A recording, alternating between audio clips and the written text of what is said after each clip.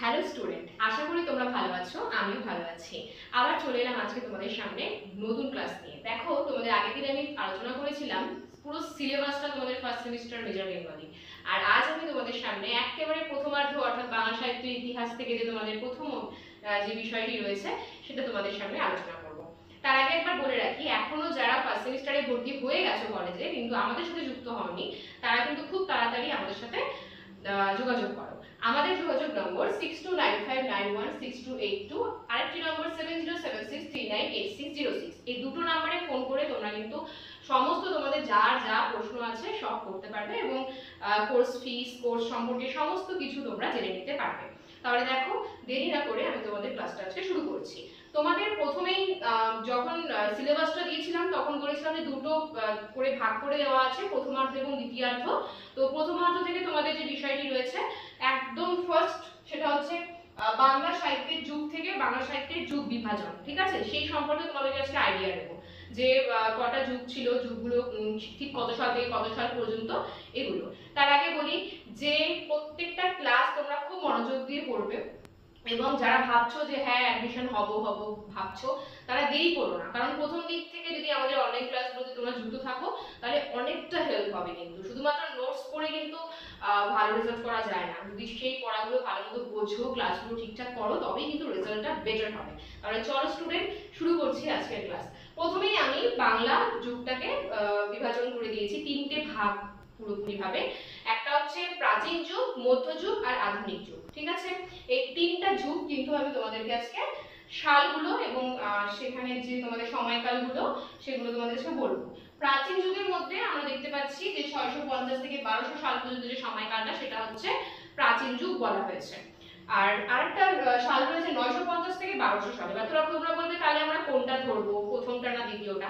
দেখো, আমাদের বিশিষ্ট ভাষা সাহিত্যিক মুহাম্মদ সৈয়দুল্লাহ তিনি কিন্তু বলেছেন যে 650 থেকে 1200 সাল পর্যন্ত প্রাচীন যুগ। আবার আমাদের আরেকজন বিশিষ্ট ভাষা সাহিত্যিক তিনি হচ্ছেন ডক্টর সুনীতি কুমার চট্টোপাধ্যায়, তিনি বলেছেন যে 950 থেকে 1200 সাল পর্যন্ত আমাদের প্রাচীন যুগ। ঠিক আছে, তো প্রাচীন যুগ এই সময়ের পরে চলে আসছে আমাদের মধ্যযুগ। ঠিক তার পরবর্তী সময় 1201 সাল থেকে 1800 সাল পর্যন্ত কিন্তু আমরা দেখছি মধ্যযুগটা পড়ছে। এবার এই মধ্যযুগেরই কয়েকটা ভাগ তোমাদের সঙ্গে শেয়ার করব। দেখো কিরকম, এখানে এই সময়কালটা 1201 থেকে 1800টাকে কিন্তু খুব সুন্দর করে এখানটায় দেখানো হয়েছে যে কোন সময়টাকে কোন যুগ বলা হয়। দেখো, প্রথমে কিন্তু আমরা দেখতে পাচ্ছি 1201 থেকে 1350। 1201 থেকে 1350 যে সময়কালটা রয়েছে সেটাকে বলা হচ্ছে অন্ধকারময় যুগ। ঠিক আছে, এই সময় কোনো সাহিত্য রচনা হয়নি। তারপরে দেখো যুগ সন্ধিকাল রয়েছে। যুগ সন্ধিকাল বলছি আমরা ঠিক 1760 থেকে 1860 সাল পর্যন্ত, এই সময়টাকে আমরা বলছি যুগ সন্ধিকাল। তারপরে চলে আসছে আমাদের চৈতন্য যুগ। চৈতন্য যুগের আগে রয়েছে প্রাক চৈতন্য যুগ। তাহলে প্রাক চৈতন্য যুগটাও কিন্তু মধ্যযুগের মধ্যেই কিন্তু এই তিনটে যুগ পড়ে, প্রাক চৈতন্য, চৈতন্য এবং চৈতন্যোত্তর। তো এখানে দেখো প্রাক চৈতন্য যুগ রয়েছে 1201 থেকে 1500 সাল পর্যন্ত, এবং চৈতন্য যুগ রয়েছে 1501 থেকে 1600 পর্যন্ত, এবং চৈতন্য পরবর্তী যুগ রয়েছে 1601 থেকে 1800 সাল পর্যন্ত। চেষ্টা করবে খাতা কলম নিয়ে ক্লাসগুলো করার। ঠিক আছে, তাহলে তোমাদেরই সুবিধা হবে, লিখে নেবে সব। তাহলে দেখো মধ্যযুগটাকে আমি 1 2 3 4 5 পাঁচটা যুগে কিন্তু আমি সুন্দর করে সাজিয়ে দিয়েছি। যে এই 1201 থেকে 1800 সাল পর্যন্ত সময়কালটা, এই পুরো সালটা কিন্তু দেখো একটা যুগে ভাগ, মানে প্রত্যেকটা যুগে ভাগ ভাগ ভাগ ভাগ খন্ড খন্ড হয়ে গেছে। অন্ধকারময় যুগ, তারপরে এলো যুগ সন্ধিক্ষণ, তারপরে এলো চৈতন্য, প্রাক চৈতন্য যুগ, চৈতন্য জন্মের পূর্ববর্তী সময়টাকে বলা হচ্ছে প্রাক চৈতন্য যুগ। তারপর রয়েছে চৈতন্য যুগ, তারপর চৈতন্যোত্তর বা তোমরা চৈতন্য পরবর্তীও বলতে পারো। সালগুলো খুব ভালো মতো তোমাদের মনে রাখতে হবে শর্ট কোশ্চেনের জন্য। এরপর দেখো আধুনিক যুগ। আধুনিক যুগ চলে গেল ঠিক 1800 পরে। এখানে 1800 শেষ হয়েছে, এখানে 1800 থেকে শুরু হয়েছে। 1801 থেকে বর্তমান কাল যে আমাদের চলছে এটাকে আমরা আধুনিক যুগ বলবো। এবং এই সময়কালটাকে আমি এবার চার ভাগে ভাগ করে দিয়েছি। কিরকম, দেখো 1801 থেকে 1860 পর্যন্ত যে সময়কালটা, এটা আধুনিক যুগের পুরোপুরি মানে সূচনা পর্ব, যেটাকে আমরা প্রস্তুতি পর্ব বলতে পারি। ঠিক আছে, একদম প্রাক 1801 থেকে 1900 সাল পর্যন্ত এই সময়কালটাকে বলবো রবীন্দ্র পূর্ববর্তী সময়। ঠিক আছে, রবীন্দ্র যে লেখাগুলো রয়েছে রবীন্দ্রনাথের, তার থেকে যে শুরু করেছেন সাহিত্য জীবন তার আগে। ঠিক আছে, 1801 থেকে 1900 রবীন্দ্র পূর্বযুগ বলা হয় এটাকে। এবং 1901 থেকে 1940 পর্যন্ত এই সময়কালটাকে বলা হয় পুরোপুরি রবীন্দ্র সময়কাল। এটা রবীন্দ্র সময়কালীন একটা সময়, সেজন্য নাম দিয়েছি রবীন্দ্র যুগ। আর 1941 থেকে যে বর্তমান কাল পর্যন্ত এটা রবীন্দ্র পরবর্তী যুগ। রবীন্দ্র পরবর্তী আমাদের বঙ্কিমচন্দ্র, শরৎচন্দ্র, মানিক বন্দ্যোপাধ্যায়, দেবেন্দ্র মিত্র, নানান অনেক ধরনের আমাদের বাংলা সাহিত্যের অনেক কবি রয়েছে যারা লিখে শুরু করে দিয়েছিল।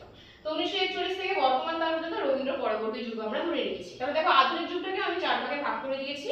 4টা যুগের নাম তোমাদের বলে দিলাম। প্রস্তুতি পর্ব, রবীন্দ্র পূর্ববর্তী সময়, রবীন্দ্র যুগ, তার সাথে আছে রবীন্দ্র পরবর্তী সময়। ঠিক আছে, এবার এই সময়টা যখন কেটে গেল 1941 এর পর, মানে 1900 সাল থেকে ধরে রাখো, 1900 সাল থেকে যে বর্তমান কাল চলছে, অনেক ভাষাতাত্ত্বিক বলো বা সাহিত্যিকদের মতে এই সময়কালটাকে, যে সময় আমরা আছি এই সময়কালটা পর্যন্ত এটা কিন্তু আধুনিক কাল নয়। আধুনিক কাল পার হয়ে গেছে, আধুনিক যুগ পার হয়ে গেছে, এটা উত্তর আধুনিক যুগ বলা হয়। আমি এখানে তোমাদেরকে লিখেও দিয়েছি, দেখো 1900 থেকে বর্তমান কাল পর্যন্ত যে সময়কালটা চলছে এখনো পর্যন্ত 1900 থেকে, এই পুরো সময়টাকে কিন্তু আমরা বলবো হচ্ছে উত্তর আধুনিক যুগ। ঠিক আছে, আধুনিক যুগ নয়, আমরা বলবো আমরা উত্তর আধুনিক যুগে বসবাস করছি। তাহলে দেখো আজ আমি তোমাদের সামনে আলোচনা করলাম কি, বাংলা সাহিত্যে যে যুগ বিভাজন রয়েছে সেটা প্রাচীন, মধ্য এবং আধুনিক। এর পরবর্তী সময় কিন্তু একেবারে প্রাচীন যুগে তোমাদের রয়েছে চর্যাপদ আলোচনা। নেক্সট ক্লাসে আমি তোমাদের চর্যাপদ আলোচনা করব।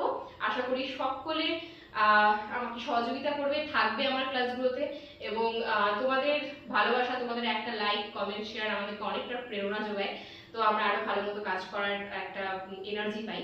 তো যাই হোক, যারা নতুন কলেজে ভর্তি হয়েছে ফার্স্ট সেমিস্টারে, তারা একদম দেরি করো না, খুব তাড়াতাড়ি আমাদের সাথে যোগাযোগ করো। আমি আরেকবার বলে দিচ্ছি আমাদের নাম্বারটা, সেটা হচ্ছে 6295916282 7076398606। আরেকবার আমাদের জ্ঞানজ্যোতি কোচিং সেন্টারের তরফ থেকে তোমাদেরকে জানাই অনেক শুভেচ্ছা এবং অভিনন্দন। যারা আমাদের সাথে যুক্ত হতে চাইছো তাদেরকে ওয়েলকাম। খুব তাড়াতাড়ি যুক্ত হও আমাদের সঙ্গে এবং ক্লাসগুলো শুরু করে দাও দেরি না করে। চলো তাহলে আর ব্যাক করবো না, এখানেই শেষ করছি আজকের ক্লাসটা। নেক্সট ক্লাসে আবার দেখা হচ্ছে। ততদিন সুস্থ থাকো, ভালো থাকো, ধন্যবাদ।